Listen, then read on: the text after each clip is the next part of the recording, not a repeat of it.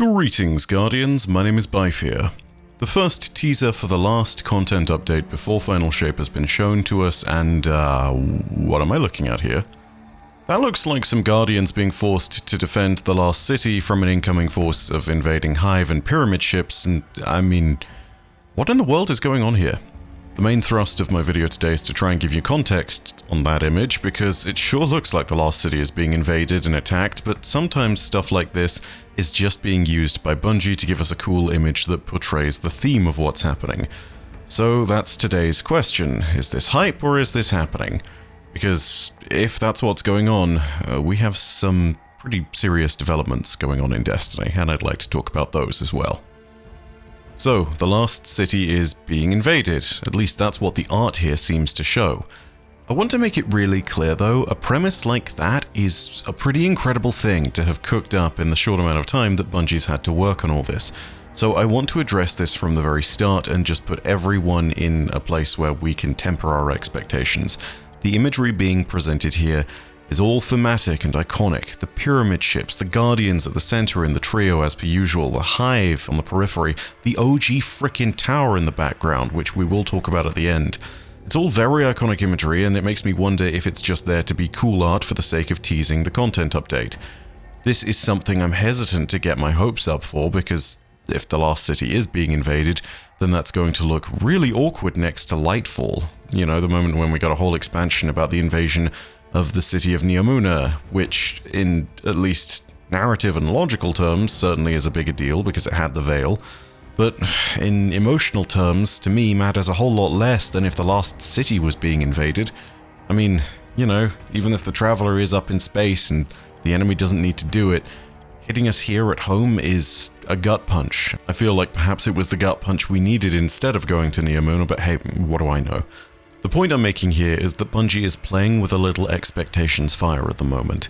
If this is all just done in the service of having a cool piece of cover art, I think that a lot of players are going to be disappointed in that because it's a little bit misleading. After all, this image displays our home being invaded by the pyramid ships at last. This is a moment that I think lots of people would have been preparing for the longest time, and it never really happened. Prior to the reveal of Lightfall, when we discovered that Neomuna was a place, there was a lot of speculation that this is the kind of thing we would get in Lightfall, that we would be defending the Lost City from an incoming pyramid invasion. The lore certainly seemed to hint at the idea that the Lost City would fall, but again, this never happened. Teasing us with this gives the chance of something like this happening in the actual story, and in my mind, I think that Bungie knows that these expectations are what they're going to create with an image like this, and these expectations are being created deliberately. That being said, it is a smaller content update than a season, and it is meant to take us through 2 months, but regardless, it's something that's left us with sky-high expectations, so a little bit of awareness on that front. Until we see these teaser reveals, let's not get carried away and expect an entire invasion of the Lost City just yet. That being said, the rest of this video is going to assume that that is the case, and we're going to talk about what's happening if all the elements of this picture really do come together. So, yeah, expectations, let's hold them in check, but let's also talk about this potential invasion. I think when we look at this moment, there are really 4 perspectives that we need to look at to better understand an event like this. There's our perspective as humanity and the occupants of the city, the Coalition's perspective, aka the Cabal, House of Light, Awoken, etc., those who are our allies, the Hive's perspective, and the perspective of whoever is in control of the Black Fleet. That's where things get really interesting. Our own perspective on this is pretty clear. This is our home turf. Everyone panic or lock and load, depending on whether you're an ordinary citizen or a Guardian. The Lost City has been invaded twice before at this point, and its defenses have been shown to be less than perfect in those moments. For those of you wondering, I'm counting both the entirety of the Red War and the small incursion made at the end of the season of the Splicer, where the Botza district was overrun by Vex and taken. There have been other incursions, but most of them have not made it past the city walls. So yeah, in those instances, that's what I count. I suppose you could count 3 if you also included the Kel Scourge, but at that point, you're kind of sitting there and reminding everyone that the Lost City really is not that safe. So yeah, this only goes further to reinforce that point. Our defenses have been tested and have been shown to be less than perfect. The last city here needs to find its resolve, and against the greatest threat that it will ever have faced.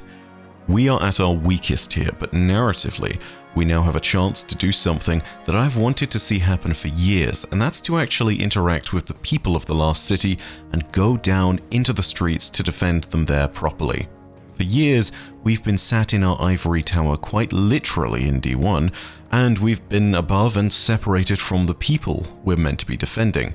For years, this has absolutely severed any emotional connection we have to them, and that's a real shame. I even made a video about this exact topic years ago because I thought it was Destiny's biggest missed opportunity. Now, we've had some moments, the end of the campaign of the Red War missions, that saw us running through the city streets for a little bit, making our way towards Dominus Gaul, but we had no interaction with the people there. And then, of course, there was the Eliksni Quarter.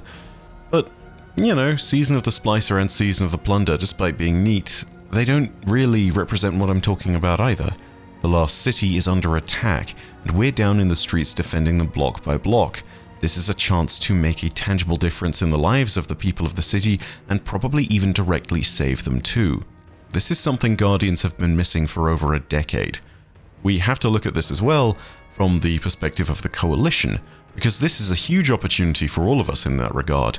If the Coalition can successfully stand and repel this invasion force, then our bond is going to be solid beyond what we've all previously seen it be.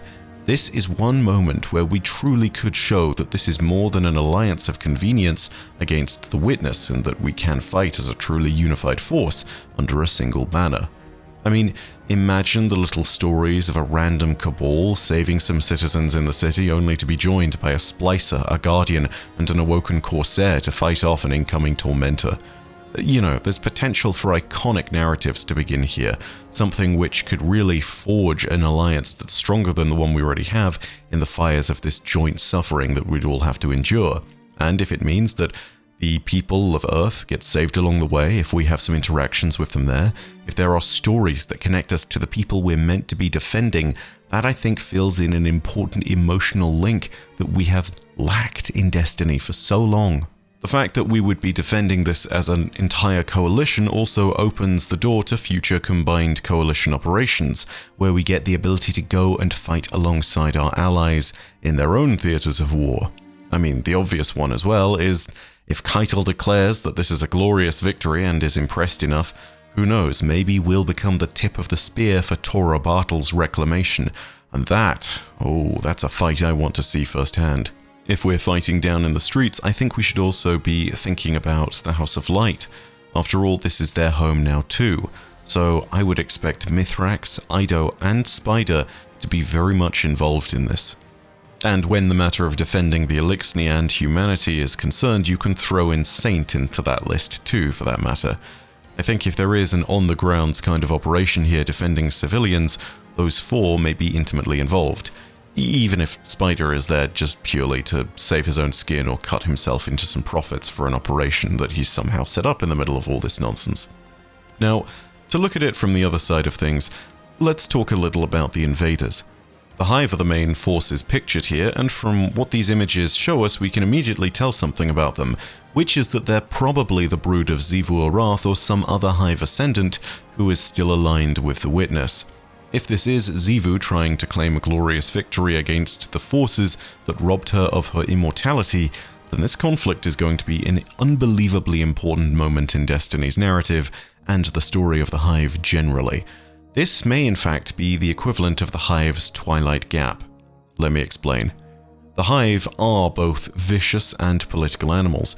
For the longest time, that's been a concern of lower Hive broods in particular, but not a concern of the three great Hive gods who were the original three siblings of Fundament, aka Oryx, Savathun, and Xivu Arath. They have been mostly insulated from these machinations and schemes unless they are schemes directed at each other at their level, which has happened, but it's meant that still, the battle has always been between the three of them. That time is now over. From the moment of Oryx's death, such notions that they were insulated entirely from the hierarchical political nature of the Hive's own structure was quickly challenged and broken. Crota's brood on the moon is actually a great example of what happens when a hive leader dies and when the hive leadership structure around them starts to disintegrate. It will attempt to reorganize, and the politics of the hive unfolds quickly here, and it generally leads to open conflict and infighting until a new leader arises. From Savathûn to Hashladun to the Inquisition of the Damned, there was something like a dozen key different hive figures all working to control Crota's brood on the moon in one way or another after Crota's death. This is the kind of chaos that unfolds when the hive aren't united under a truly strong leader, and with Xivu Arath being diminished and broken, her brood is going to be vigilantly watching her every move. If she is seen as weak or failing, at best she will see a sizable number of deserters looking for a competitor brood that is stronger. At worst, she could be deposed entirely. If these are her hive, then this assault is the most important campaign of Xivu Arath's life, and I call it the Hive Twilight Gap, because if they break here, the societal echoes that will be left from this moment will be similar to the echoes left on the Elixni at Twilight Gap. They will have been shattered in the moment where their strength was needed the most. They will have seen their entire faith refuted, because we'd throw back both the Hive and the Black Fleet. And worst of all three of the Hive gods that originally brought them from Fundament would have either been shattered beyond repair, or alternatively would have turned from that cause entirely. This campaign will be the most important fight of Xivu Arath's life if it is hers to fight, and she knows it. In the shadow of the Witness's forces, with a chance to secure victory eternal against the light, and with her own immortality surrendered in the final stretch, Xivu Arath may well face one of the most important tests of her strength here in this moment. If we defeat her here, with Oryx dead and Savathûn turned to the light, the Osmium dynasty will be broken. There is no telling what the world looks like if the Hive are no longer loyally bound to the line of the old Osmium king's descendants. It is possible then that the armies of the Hive will seek a new higher authority to rule them, but what that authority looks like, it might not be immediately as clear as it seems. There are some obvious contenders in the forms of the Worm Gods, but there are also potentially other disciples out there within the solar system or the wider universe who might claim dominion over the Hive. And one cannot put aside the potential of other Ascendant Hive that might be ready to step into Xivu Arath or Savathûn or Oryx's places, waiting in the wings for the right moment. Lord knows that even Oryx had challengers like the Darkblade, and I think that with Xivu Arath having been banished from her own throne world, the likelihood of her having a challenger is unbelievably high. And then, of course, there are dark names whispered in Hive Arcana that we still don't understand. I think it just goes to show that the mystery of Hive leadership goes further than we might know, and given that their ancient structure has stayed with them for so long, and there are Ascendant Hive who have even been there for as long as the time since Fundament, we may never truly know how deep the leadership structure of the Hive goes. We can only guess where they will turn next. Of course, this then brings us to our next question in this video, which is that of whether the pyramid forces we're seeing in this image are under the command of Xivu Arath. And to answer that question briefly, I think not. Command of a pyramid vessel, let alone a number of them, requires a degree of supremacy and control that the Hive have never truly been able to assert. They have not risen to this stature. It's the reason why the Hive have never truly been given stasis weaponry, but the Taken and the Scorn have. They have deviated from the Witness's command and control, and therefore have not been given the right, have not shown their mastery over darkness in the same way. This is what is so important to understand. I do not believe that Xivu Arath has the power to command these vessels, which means that they're being commanded by someone else. If these are being commanded by anyone, it's being commanded by either the Witness or one of its disciples. Now, the Witness is on the other side of the portal, but it's entirely possible that it left instructions for its fleet in proxy, so that it doesn't need to be there, but a series of orders and commands can be carried out if the correct series of events unfolds. It's possible that they've been commandeered somehow, but again, I feel this is unlikely due to the required power. Maybe this is the case because we actually managed to succeed in some regard. Now that we know we have a way through the portal, the Witness is trying to stop us here and now. that is potentially a contingency that it might be having unfold with the orders of its Black Fleet. However, there is another terrifying possibility, and that is that there might be another disciple at work here, which then puts another massive threat at our door with barely a few months before we're supposed to enter the portal. With that in mind, if they are introduced, I don't think we'll be able to sit there and defeat them there, and we might well have the answer as to whether Xivu Arath has lost her authority or not. Who this new disciple might be, I can't say. There are no others that I know of that are confirmed to be actively in the Witness's service at the moment. There are some unknown disciples, certainly, but they might be dead, or if they are still around, they have not appeared. There are names referenced in the lore that might be disciples, but we don't know if that's the case. For these pyramid vessels to be deployed in the first place is bad. For them to be deploying their own structures inside the last city, though, is the next most worrying thing. Wherever the Black Fleet lays down its roots, corruption is likely to spread, if not the foul designs of those who command the fleet. Nothing good can come from them pushing into the lost city, where our people reside and where we are at our most vulnerable. Finally, there is one last detail that I thought was worth pointing out and talking about from the state of the lore, and no, it's not the fact that these weapons that are being held by the Guardians are clearly three iconic ones, aka the Midnight Coup, Blast Furnace, and Falling Guillotine. It's not the fact that we have these fun-looking new Cabal Scorpius turrets at our side that seemingly have some kind of Guardian plating on them, something that looks like it came out of a Lost City foundry instead of a Cabal one. And no, it's not the strange blazing light at the end of the Guardian's weapons either. It's that in the background of this image, we can prominently see the tower. The original tower. I feel like there's a further purpose to that imagery. The tower is our old home. Destiny 2 players, or those who started before Destiny 1, haven't been able to see it in its full glory, but back in the times of Destiny 1, it was where we were all united in a place of strength, somewhere where we could strike out from. Towers in the Last City, at least historically speaking, are representative of more than just that though. The towers represented humanity's greater strength and pride, and sort of stood as a commentary on where we were as a species in the greater system at that point. The Lost City, at the height of its power in the City Age, used to have 8 active towers at the completion of the wall's construction. The Red War shattered the last of them that was still standing. That was 7 or 8 years ago. It's been a long time, and it has long been questioned whether we'd return to the tower or not. But it is being shown off now, with what seems to be a new coat of paint, and in a state of complete repair.